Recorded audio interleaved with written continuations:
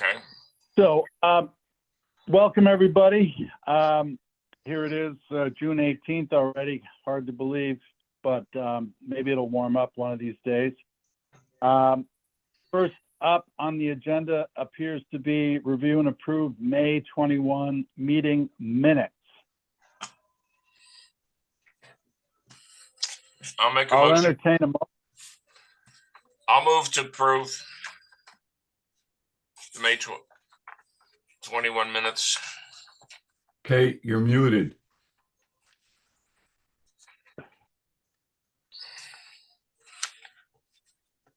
All right, well, Sorry about There you that. go. sounds like. Kate, are you trying to second the motion? I'll second, yeah. Although I did notice that Bill's name was not capitalized. I don't know, it's not a big deal, but in one of the minutes, I think it was the earlier one. I just had to say that so you know that I actually read them. Yeah. We can make that correction. We'll take a look, but thank you. All right, motion by Bill, seconded by Kate to approve the May 21 meeting minutes with perhaps a minor typo. Any further discussion? Hearing none, all in favor? Aye. Aye. Very good. Thank you to those responsible for preparing those meeting minutes. Next up would be May 16th. We had a special meeting on May 16th, so review and approve those meeting minutes. I'll move to approve them. I'll second. Very good. Motion by Kate, seconded by Bill to approve the May 16th special meeting minutes. Any further discussion? Very good. Hearing none. All in favor? Aye. Aye. Aye. Excellent. Okay. So next up would be grant proposals, approvals, and updates. So Jess and Lena, and then other grant updates as needed. So take us away, Jess, with Trees for Streams. Yeah, good morning, everybody. So I sent out this RFP yesterday along with a draft of our proposal. I was a little hesitant to share the draft because it is still drafty. But we are looking at, so this is formerly known as the Woody Buffer Block Grant. This is DEC's funding source for riparian buffer installation. And we've had this grant since, I think our first one we received in 2019. And it's been, we had another agreement in 2020, and that one has just been added to with more funds and amended over the last several years. And that award is closing in next year. We will be closing, and we've exceeded our deliverables for that grant. As of now, there's still a little bit of funding left that we plan to use next spring, but we're in good shape with that award, and it is going to close. And they're shifting this program over to a slightly different funding model, as they did with design and implementation to an enhanced, into the enhanced grant model. And so we're just looking to reapply for this source, and starting with this $500,000 award, and they expect to be able to add to that amount over the next few years in the same way that they sort of have been with our last award. So that's kind of an overview. So I'm just seeking your approval to apply for that $500,000. We have, you might have noticed, we have some kind of rough metrics that we're proposing to target in the first few years of this award, that I think are a little bit on the conservative side. So hopefully we will meet our deliverables again pretty easily and have some funding to work with beyond that. So I'm happy to answer any questions, and otherwise just just looking for thumbs up from you all. Jess, I think if you don't mind, I'm gonna just jump in to add a little bit of context, additional context. So this is for our Trees for Streams program. We currently have 4 funding sources for that. One of the funding sources is a private funding source called Pure Projet. That will no longer be available in the future. And another funding source is the National Fish and Wildlife Foundation, NIFWIF. And we're also nearing the end of that grant. So going forward, our Trees for Streams program, which is one of our longstanding programs that we run, that will be down to 2 funding sources. It will be split between a Lake Champlain Basin grant that we applied for this year and are getting in the process of getting that award in place. And then this would be the second funding source for the Trees for Stream program.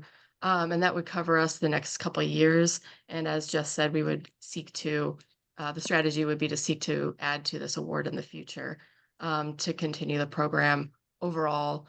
And then in terms of this grant opportunity specifically, as Jess says, we've had this grant since 2019, so we're very familiar with the funding provisions and how this grant works. The other grant recipient currently is Watersheds United Vermont, and they're also applying for this round. So we've already talked with them, and we're kind of hoping to maintain the status quo where we both have awards and are able to, sort of divide and conquer, making these grants to districts and to watershed groups respectively. So that's the context of the grant. And then, yeah, I turn it back to Jess and to you for any questions.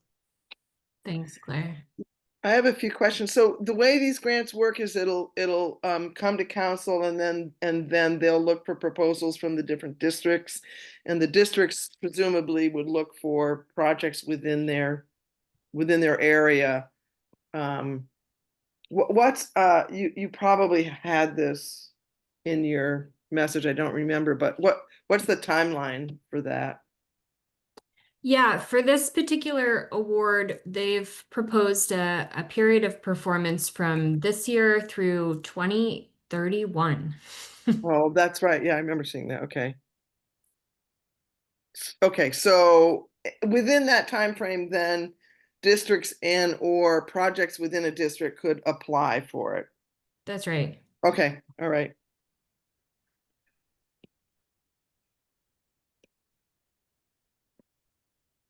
Any other questions?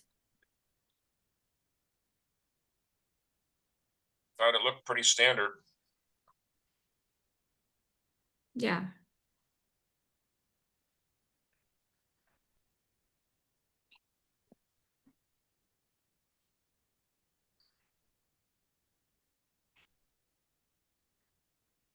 You want a motion to approve this?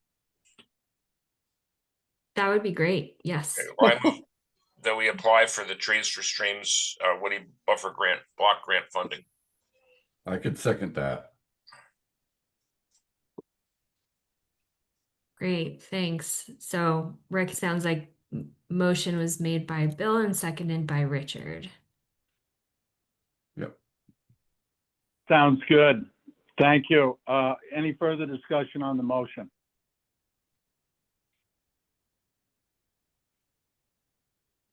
Hearing none, all in favor? Aye. Aye. All right. Aye. Very good. Thanks, Jess. Yeah, great idea to keep this going, and hopefully there'll be some opportunities where, new project sites come close to or touch upon previously planted sites. So just to get some continuity and connectivity between all these projects. Yeah, absolutely. Thanks. So tactical basin planning, are we ready to move on to that? I believe we are. And I sent out an overview of the awards for this year.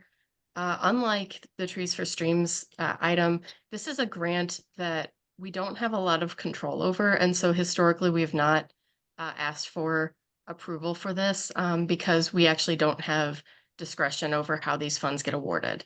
I guess I can show you the awards that are coming down to us this year. But this is more of an FYI, and we can, answer any questions about the awards. And Jess, do you mind if I jump in? This is one of your grant programs, but I know we've both worked on this. Yeah, go for it, Claire. Okay, great. So I'll share my screen just to show you the awards for this year, but it's the background on this grant is that this is a funding source that exists in statute. It's the only funding source that's afforded to districts that districts are entitled to by statute. And the funds come from DEC. They support, as the name says, the tactical basin planning process. So districts use these funds to engage with DEC and partners in developing tactical basin plans and then doing some, community outreach and education around the tactical basin planning process, as well as they can be used to do some amount of like big picture project scoping kind of work and prioritization work. So these are, we get these grants annually. They're vaguely on the fiscal year, although they're offset a little bit to prevent any gap in funding. But they are intended to be, annual grants that are made. The amounts that get awarded are fairly similar year to year, though districts do complete a work plan that they submit to their basin planner. Their basin planner reviews it. If DEC doesn't have funding to support the full amount requested, then DEC will go in, the basin planners will make cuts based on what they view as being lower priority activities for the basin. So we don't have a lot of say in the amounts that get allocated to districts. What we've done in the past is allocated for an increase in the overall amount of funding that's available. We've advocated for that with the Clean Water Board and with DEC. In statute, it's a minimum of $500,000 that needs to be available every year, and that's made available to conservation districts, watershed groups, and to the regional planning commissions. Those are the three types of entity in statute. So as you can see, districts are overall. Sorry, Richard, I'm going to. Yeah, mute it, Okay. please. We're good. Okay. The total amount that's being proposed for conservation districts and council this year is $285,179. That's what we will be awarded by DEC. And that is just in context, districts do tend to receive more of these funds than other types of groups like RPCs. This is somewhat of an area of contention about how this split gets made, but districts are really heavily involved in this work as part of our mission under statute. So it's, this is always a negotiation every year, but the numbers that are here are pretty much in line with what districts have seen in the past. One exception this year is Otter Creek. You see that number's pretty low. That's a penciled in number. That's the bare minimum for the district. That district has had a little bit of trouble spending down the grant in the past. And that's due to just staffing limitations and so we're gonna work with them. We wanted to make sure that they had something available for next year. But that's why that number is lower, is because it's sort of uncertain the degree to which they'll be able to do work under this grant next year. So there's something there that we would look to possibly supplement in other ways in the future if they increase staff capacity. So that's the one outlier this year. Beyond that, most people tend to be in a range of about 15,000 to the upper limit is about $27,000. So that's what we have. It does support every district except for White River, who has opted out of this process for the past couple of years. And And then it supports some amount of council time. So this admin down here is the council budget, and that supports management of the grant as well as directly supports staff time engaging with DEC in Act 76 work and clean water work. So we are actually paid to engage with DEC to help advise them on how to develop their programs and grant opportunities and the future of clean water work in Vermont. So that's what this pays for. And that's what I have. So are there any questions? I have one, Claire. Yep. White River, is it because they're not submitting some requests, or how come they're opting out? So we've talked with Jennifer about this in the past, and you know, I think from her perspective, these have been relatively smaller grants in the scope of what could be available to a district. And the reporting requirements at least in her opinion, have been sort of unduly burdensome relative to the amount of funding received. Really? DEC has tried to make updates to their reporting processes over the past couple of years, so hopefully it's a little more streamlined now, but that's the reason the district has opted out of this grant funding source. That said, I believe, at least my understanding is that White River does engage in the tactical basin planning process, just doesn't take the grant for doing that. I don't quite understand, because it looks like there's some amounts there that would be very beneficial to them. And I look at it as return on investment as far as what you put in for application and what you get back, but I guess not. Well, you know, that's a determination that needs to be made up by the district itself. Although even though these districts are even though districts are entitled to these funds in statute, and even though they support a function that is pretty, I would say pretty basic to the operation of our work in alignment with the state, there's really nothing to say that a district has to take any particular source of funding. That would have to be made by the district manager and the board. So. But then in other retrospect, they shouldn't come back later and say there's not enough funds given to us or available. You know, and we have not heard that Okay. from White River. I think Jennifer does a really good job in looking at federal funding sources and other alternate funding sources. So, Okay. Kate, I don't know if you want to add to anything. Well, no, about that. I had the same question, you know, I'm just not, this has never really come up in a board meeting in terms of discussing this particular grant, so, Mhm.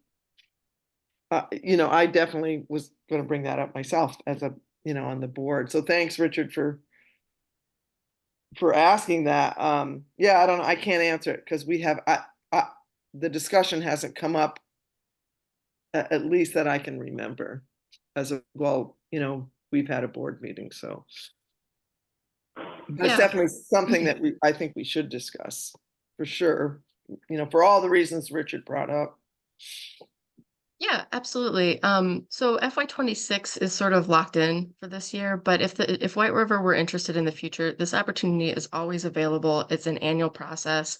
The work plan that districts develop is the same year over year, which I can share with you what that looks like. But yeah, this is always available. So yeah, if White River wants to join in the future, they can. One potential, and this is sort of a bigger picture consideration, but you know, DEC is aware that, you know, White River is opting out, and we have a small amount penciled in for Otter Creek. DEC has a little bit of a concern that, you know, if Otter Creek needs more funding later, if their staff capacity increases, or if White River decides to rejoin, the funding source right now is a little bit of a zero-sum game. So, you know, if we increase awards to both those districts, that money will come from somewhere else, whether from another, you know, other districts or from RPCs or watershed groups. Again, this is why we advocate for an increase in the overall amount allocated by the Clean Water Board to this grant, which we will continue to do, because we really don't want that sort of zero-sum game dynamic. we don't want supporting one district to come at the cost of another. We want good work to be supported if it's good work. So that's something I'm hoping to talk with you about later, is sort of how we engage with the Clean Water Board. But this is one of the topics that comes up pretty frequently, is how this grant is budgeted. But yes, this is always available to districts, and DEC really wants everybody to be participating in this process. So any other Done it questions? for years, and it's been very successful for us, especially in the years when they're doing the basin plan updates. There's a lot of meetings that go on with that process, and this funding helps pay for that. And they do those basin plan updates every 5 years. Yeah, Jess, this do you is have Rick. anything to- Go ahead, Rick. I was just going to say, I hope that, sort of the two districts that, you've just explained, I hope that is not impairing our ability to advocate for, either same amount every year or an increasing amount every year. $285,000 divided 14 ways doesn't go that far, but certainly it helps every district that chooses to participate. But I'm just concerned about the two districts, in effect, not really wanting or choosing to participate. So I don't think that helps us.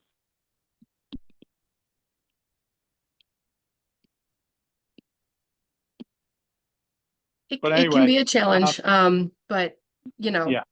we talk frequently with Ben Copans, who is the manager of this grant, and they understand the situation. I don't think it's there's any bad feeling over any of this. It's Okay.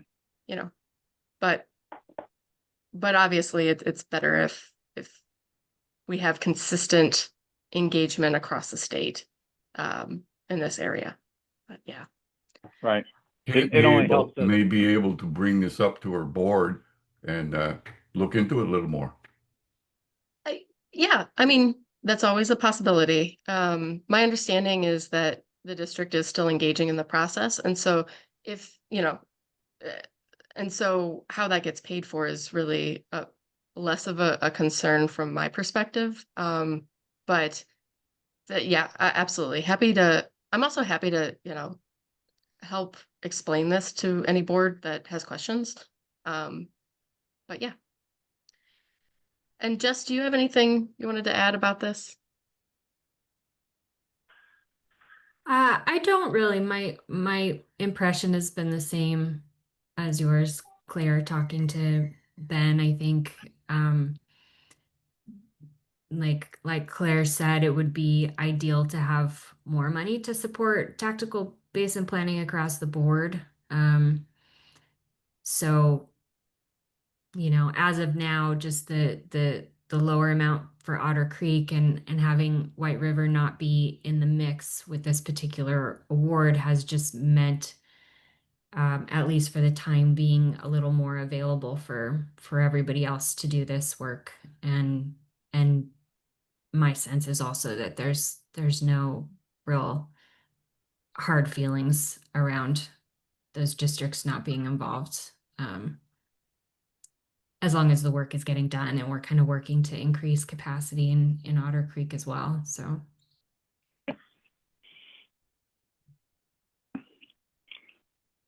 Okay, so Claire, are you looking for a motion to approve this? I'm not. This is Okay. more of an update just because we don't really have control over this. So historically, this is the one grant we have not brought for approval. If the committee would like to approve it, I don't see any harm in it, but it really, we don't have the ability to change what's here, so. Yeah. No, I'm fine with your presentation, Jess and Claire, about this work and how we're sort of looking at the FY26 money going to the various districts. Certainly, we would want to inform council about this at the next meeting.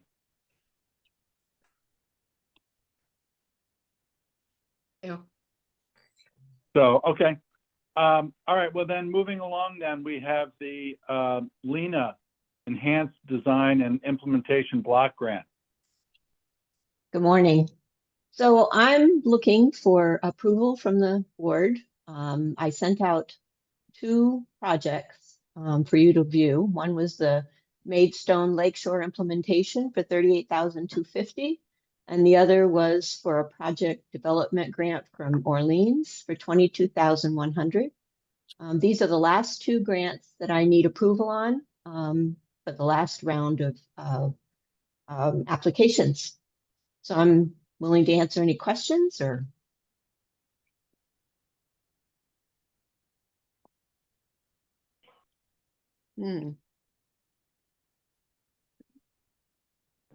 Yeah, Lena, thank you for also your preparing that list that identifies, all the grant recipients previous to today.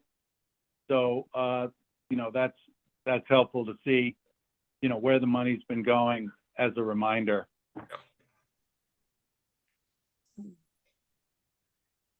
So, if there aren't any other questions, I guess I would look for a motion to approve the sub-agreements that Lena just previously mentioned.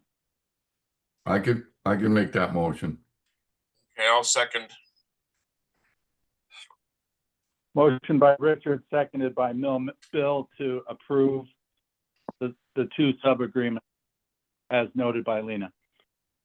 Any further discussion? Just to mention that there isn't too many questions because you present it pretty well. So once That's you true. read it over, Thank it's a you. go. Very good. All in favor? Aye. All right. Bye. Aye. Excellent. Thank you, Lena. Other grant updates as needed. I don't have a lot. We are in the process of winding down our current core services agreement. Districts are sending me invoices for their one-time funding, and we'll do a solicitation on any remaining normal invoices under that grant. One thing just to note is that we've had some discussion about how we're collecting deliverables under this grant that we may be shifting how we do things a little bit for next year. The Core Services Award supports the basic functioning of a district. And so the deliverables have historically been things like financial reporting, reporting on district elections, things like that. We've had a couple districts that have just been serially or perennially delayed in getting us those deliverables, which has caused delays to our annual report development. So we might end up being a little more strict next year in how we're both in what we're doing to communicate with districts about the need to submit deliverables, and also about withholding funding without timely, complete, and accurate reporting. We're a little bit looser this year, in part because of the federal situation and districts saying they needed money to make payroll in the absence of federal grants payments. Hopefully that situation will not be the case next year, but just alerting you that we'll probably need to be a little bit stricter in how we make payments in the future. But that's more of a grants management side of things. I am planning to develop the FY26 grant agreements with the goal of having those in place for July 1st. So I will be sending you, I guess, copies of that. The amounts have already been approved by the board, so those won't come to you for approval specifically, but I can send you the agreements just to keep you in the loop. But that's all.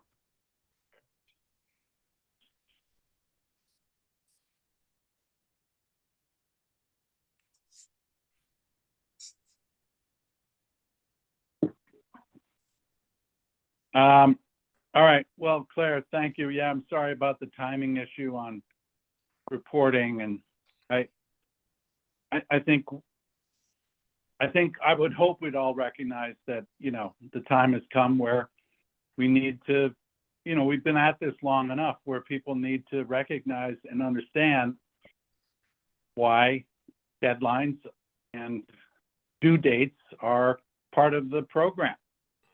So, all right. So if there isn't anything else on that, I guess we'll move along. Claire and Michelle on legislative update. Sure. So Michelle's not able to join. I'll tackle both of these. And these are more just discussion items, but the first one here is the Clean Water Fund FY27 budget development. The Clean Water Board is kicking off their FY27 budget process. There's going to be a meeting in July where they discuss their overall strategy for developing the clean water budget. And I think a big piece of that will be looking at the federal situation. Historically, I've gone to those meetings. I don't always weigh in, but I do occasionally have historically occasionally advocated for increased funding for line items that go to support districts. So things like increased funding for tactical basin planning. We have advocated for increases to that line item in alignment with Watersheds United Vermont and the RPCs in the past, with the goal of making sure that line item keeps up with inflation. It supports staffing costs. So we want to make sure we continue supporting staff that do this work. So we may be in a position of needing to advocate for that again. And then beyond that, the other line items we try to keep an eye on are the enhancement grants, which we hold those grants as council, and then those get passed on to the districts, and the formula grants, which districts are eligible for. The rest of the clean water budget, we don't tend to engage much on. Some of it's for regulatory stuff and programs we don't work with. But I just wanted to ask this committee if you have any general thoughts on engaging with the Clean Water Board, or any big picture priorities for the clean water budget. I can certainly bring any particular issues to the committee or to the board as they arise, but because we're at the beginning of the budget process, just wanted to see if there's questions or thoughts as we get into it.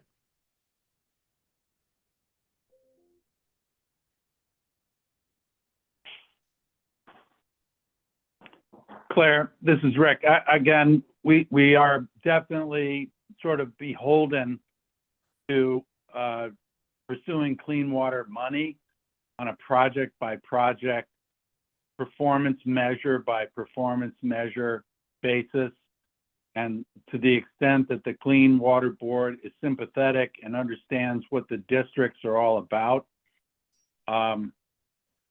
we do have this $3 million need that represents getting enough money to all the districts for one full-time equivalent.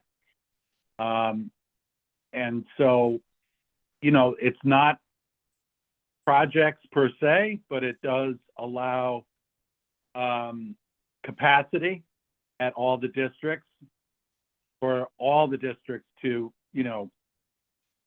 ramp up their game without, fear of having to chase grant money around to survive. So I don't know if the Clean Water Board is interested in hearing money needs for personnel, but to the extent that they hear that, having the districts sort of bend the knee and only pursue money that they dole out for projects is just not. It helps, but it's not a sustainable model.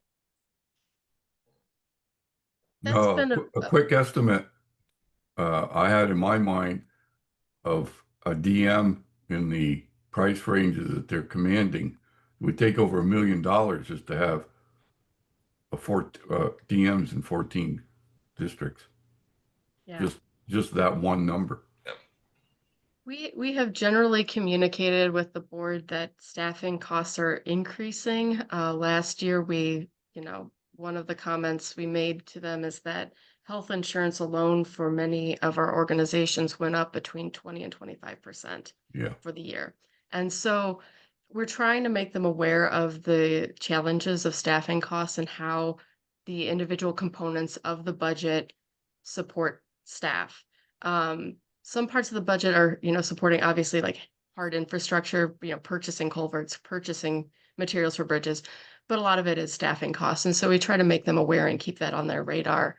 In terms of advocating for district funding more directly from the clean water budget, we've historically steered away from that. I think there's a general fear that if districts try to get a specific carve out from the Clean Water Fund, that it will sort of open the floodgates to every organization trying to get a specific carve out from the Clean Water Fund.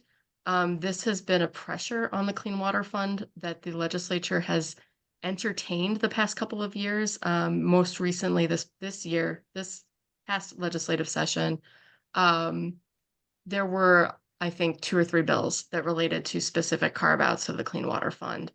I don't know, we can revisit this, maybe in conversation with the districts and with action circles who can help advise us, but that's a really tricky line to walk in terms of directly funding districts out of this fund. I think there's a good argument to be made, but the other part of why we've steered away from this in the past is that any money that goes through the Clean Water Fund is subject to the Clean Water funding policy, which means that it can't just be used for general operations. It has to be used for clean water work specifically. And so it doesn't necessarily meet the need of, unrestricted funding or core funding. So I think we can definitely revisit how or what we're asking of the Clean Water Fund. And it might be something we talk about in the next legislative session as well. In the meantime, our strategy really has been to advocate for increases to the line items districts already receive. And tactical basin planning is pretty open-ended. So, or not open-ended, but it's flexible. So we've sort of treated that as a supplement historically to core services because, if you pair the tactical basin planning agreement, which can support a wide range of clean water work, with the core services agreement, which can support general district operations, that's 2 large areas that can get generally covered for staffing costs, with the ag piece being covered by ag CWIP, and then other projects being filled in on a project by project basis. Yeah. So we can certainly look at that and talk about it, and see if there's an opportunity to further advocate for that. But that's sort of our historic approach. Any other Yeah, questions? I'm sorry. Go ahead, Rick. You guys know best, but again, the districts are quasi-municipal or quasi-governmental entities.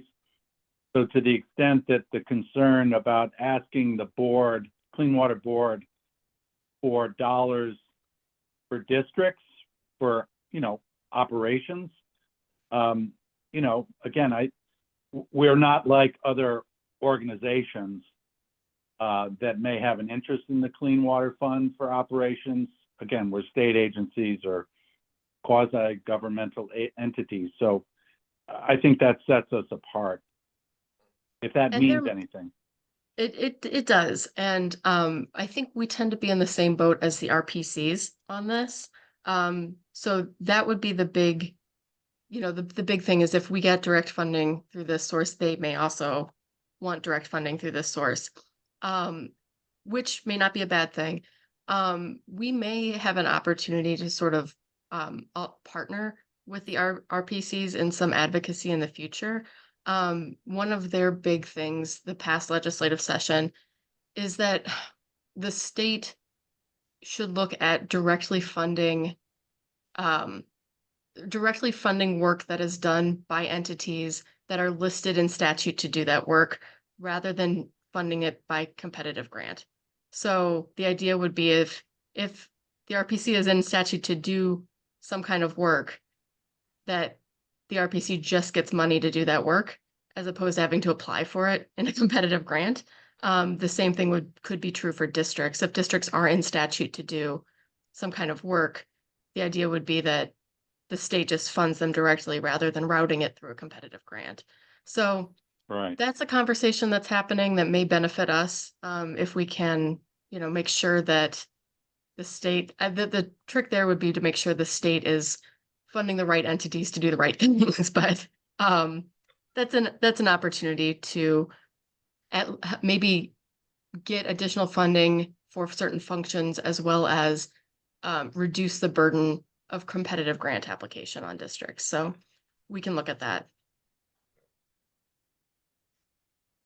Any other questions or thoughts?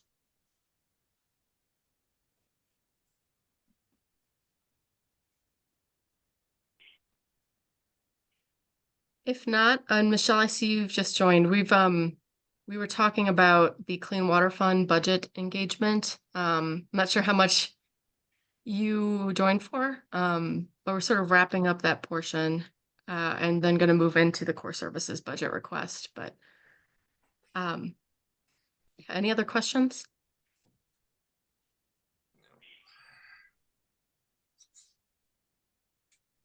Okay, well, we'll keep you updated on how things go in, what the Clean Water Fund, what the Clean Water Board is proposing, both as their overall strategy and any hard numbers. But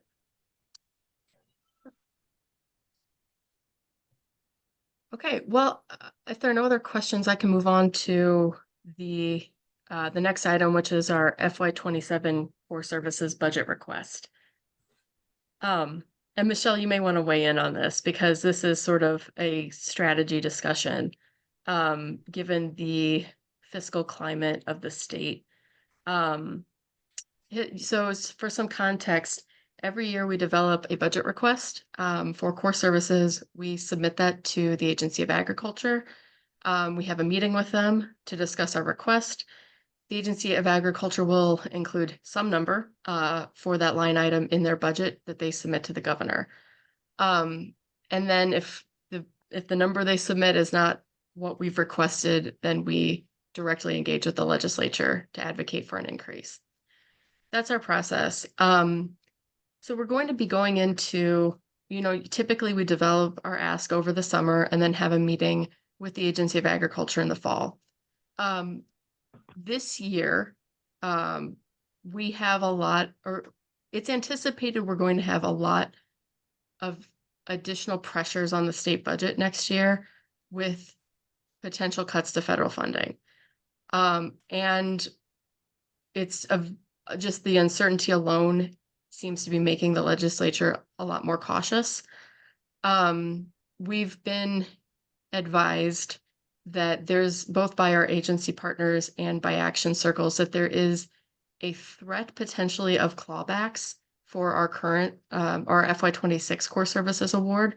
So we're going to be trying to get that money out the door and to districts as soon as possible, just because we want to make sure that it's in their hands and they can spend it, as of the start of the fiscal year, and make sure that that's obligated.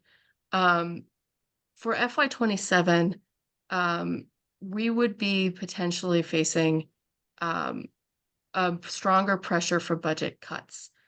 And in light of that, it may be strategically useful to reduce our ask up front. We've historically asked for $3 million.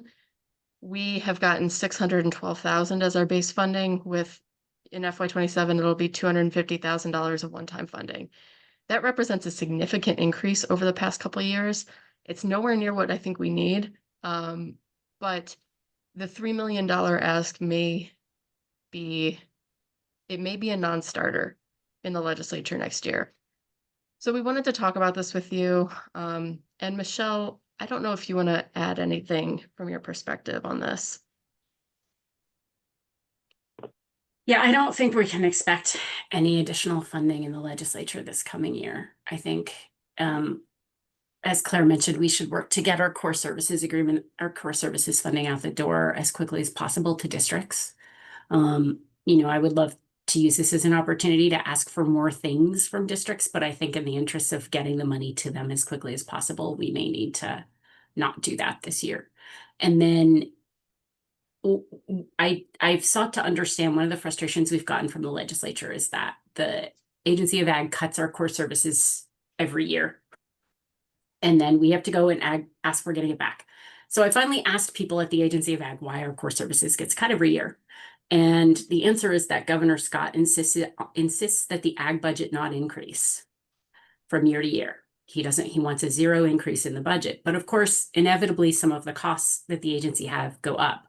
So then they have to trim from other places. So, wages go up, health insurance always goes up, it never goes down. So they have costs that have increased that they need to offset in order to maintain a zero budget. So they so one of the places that they cut from is our base funding. So we can anticipate that the base funding will be cut again, I would assume. Certainly when we sit down with Agency of Ag, we'll press them on not doing that this year and discuss the frustrations that legislators have expressed to us. But I anticipate that will fall on deaf ears, and that they will cut it. And then we are going to have a much tougher time in the legislature arguing for any funding, depending on what happens with the federal funding, because so much of state government is funded by the federal government. And so they are going to be scrambling to really try and maintain key services that Vermonters depend on. And so it's going to be a tough ride in the legislature. And our lobbying firm is recommending that we not ask for a significant amount of additional funds this year, that we just seek to preserve our core services. And I think that is probably a wise move, that going in with a $3 million ask this year would sound tone deaf and would not win us any friends in the agency or in the legislature. So that's just those are my 2 cents on this topic. So where's your suggested ask? Where do you think we should be, Michelle? I think we should just ask to maintain our base funding as it is this year for next year. Okay, we were asking for the 3 mil, but I know to me, that's an exaggerated number, but Yeah. do we go in asking for $1 million? No, I think we go in asking to just keep what we have. The thing is, to keep what we have, they're going to cut us. Yeah, they'll cut us and we'll push to get back to where we are now with the legislature, but we won't. I think legislators would not look kindly on us asking for more than our base funding. So I think we ask for what we currently have. The agency will cut it. We'll seek to get it back to that. But I don't think that this is the year to ask for anything more beyond that. We can watch and see. I mean, it's very fluid situation. Things could change, if depending on what happens in Congress, which is very fluid, and I'm surprised not a lot more explosive than it has been. The current bill that they're looking at for FY26, the so-called Big Beautiful Bill, only passed the House by 1 vote.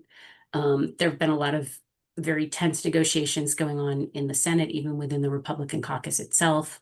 So we'll have to see what happens in the Senate. But they do only need a 50 vote margin on that in the Senate, because they're using what's called budget reconciliation to pass it. So they don't have to get over a filibuster. But then they have to reconcile the differences between the House bill and the Senate bill and get it through both chambers again. So we don't know what's going to happen, but that bill, and certainly the president's proposed budget, have some really draconian cuts that would actually absolutely impact Vermont's overall budget. So we'll have to, if things change dramatically in Congress and the state's funding is not as heavily impacted as we're anticipating, then we could change what we're asking for, and increase it. But I don't think we should think that we're going to go in like this is a typical year. And I think, Richard, to your point, and we have not hashed this out in any way yet. This is sort of a preliminary conversation. But when we say we're asking for what we currently have, we have a 612 base budget, and then we're getting the $250,000 in one-time funding. One of the things we could do is we could one of the advocacy points we could have is that one-time funding be converted to base funding, and that be maintained. Potentially we could do a little bit of a rounding up to say $900,000, which would give us a little bit of negotiating room for cuts, but we can work on that strategy to fine tune it. And we may, like Michelle said, be back to the drawing board if things, depending on how things go in Washington. So, And of course, I guess, yeah, sorry, go ahead, part of Richard. my argument or direction in what we should be doing is that we're dealing with that healthcare program. Mhm. Blue Cross Blue Shield should be blackmail health program. You don't have a hell of a no choice. Yeah. So if they jack you 20% just to keep status quo, Yeah. or else, what else the state doesn't understand about their agriculture? I know Michelle said you've got these other programs, but where do you get the food in the first place? Yeah. It isn't from the lake. It's from the agriculture that's on the land. Mhm. And I'll get off my soapbox. I think, and this is actually a really good point, because one of the things we may need to do next session is engage more on policy topics. We've been keeping an eye to policy topics and maybe, weighing in a little bit here and there. But if there are going to be if any of the budget issues or other issues sort of start driving major policy shifts with how state government is organized or what kind of programs it's dealing with, we may be in a position of wanting to weigh in on, what we think the state should be preserving, or so what kinds of things they should be supporting, making sure agriculture continues to be supported here. The other thing that is in the background that may or may not be picked back up is the Vermont looking at how it structures county government. We were a part of that conversation. It may be that gets picked back up as in Vermont, trying to look at ways to do things more efficiently. And if so, we would potentially have a place at the table to advocate for districts in that context. So a couple things that we don't know a lot about right now, but we would be looking to engage with depending on how things go. But I guess right now, this conversation is more just sort of an initial conversation, give you a heads up of the anticipated challenge we see. We will need to develop a request. I think just let me look at the calendar really quick.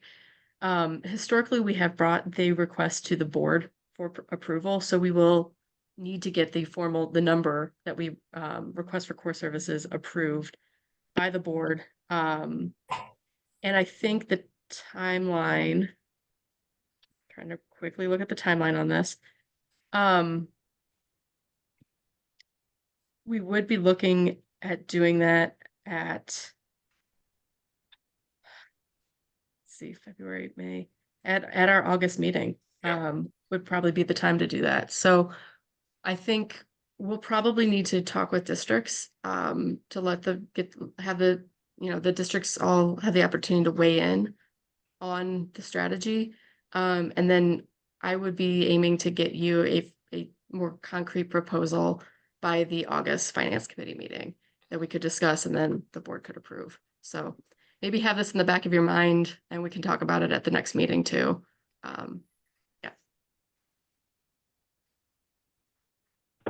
Yeah, Claire and Michelle, thank you. I again, if we need to be looking at $862,000 as sort of the floor of funding, level funding from 26 to 27. So we ought not to be, referring to what we got this year as just our core, but rather the total amount of 862.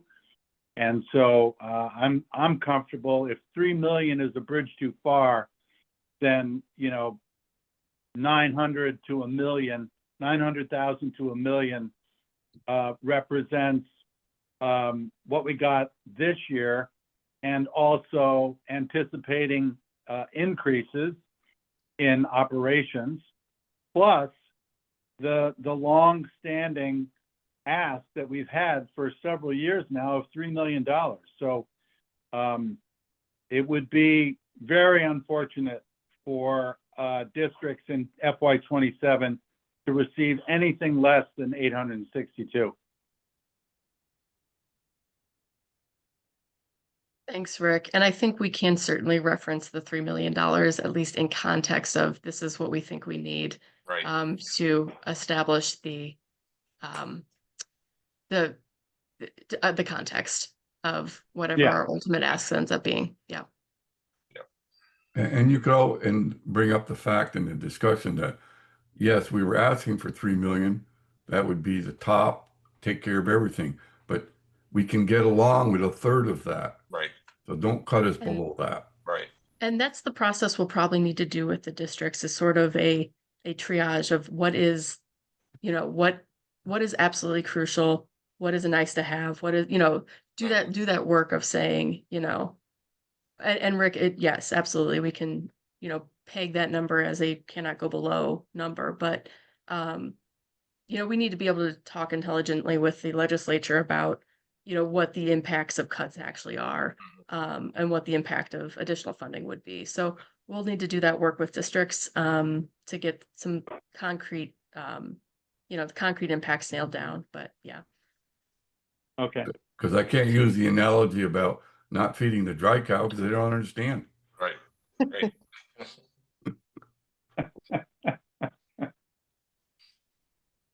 Oh, That's all I have okay, for this item. All right, Richard, thank you. That image is going to stay with me for the rest of the day, not feeding a dry cow. Yeah. All right, well, Claire, thank you. Claire and Michelle. Yeah. There's one last item here, other business. Any other business? No, I guess I could mention that Franklin County is going to be owning its own pickup vehicle shortly. We're in the process of doing the paperwork this afternoon. Good. So our people will be able to do their deliverables easier than coordinating with the governmental vehicle and meeting their appointments better and getting to and using less of their own vehicles to get product. I call it product, but out there. Mm-hmm. So we're going into right now we're going to try a lease program, see how that works out. Mm-hmm. But it'll also establish credit for our district that after this program lapses, they'll be able to do it on their own without backing from other entities. That's great to hear, Richard. I know a couple districts are in that boat right now of getting vehicles one way or the other. So that's wonderful. Yeah. Well, we were running into some of the people in our group. For some reason, they didn't qualify, weren't allowed to use them. And it's the time availability, et cetera, et cetera. So, and using less of their own vehicles. I have this thing about, yeah, you pay them so many cents a mile, but if they go out there and a cow or a bull kicks it, who's responsible for the vehicle? They are. Yeah. So I'm very familiar with the automotive stuff. I've been in the state government for years, and having driven my own vehicle and being paid, you're on the losing end. I once had a vehicle that was totaled on a state job. It cost me a bundle. yeah. I got no reimbursement. So yeah. After that, I drove the state vehicle or I didn't go. Yep. Because people think 70 cents a mile is good. It costs at least 60 cents a mile to run the vehicle as far as fuel, care, insurance. Right. Right. So anyway, do you have policies set up? We looked into doing this and we're going to try this out. Do you have policies set up for the use, like who rides in it, who doesn't, and where it's kept and all that stuff? Yes. That's good. We have our office now. It'd be kept at that central office, and any of the engaged hired staff will be able to utilize it. That's good. Really glad to hear that, Richard. Yep. Step forward. It's good to hear progress. The board was a little hesitant about it because they've never stepped in that, but I've stepped in a lot of stuff, so.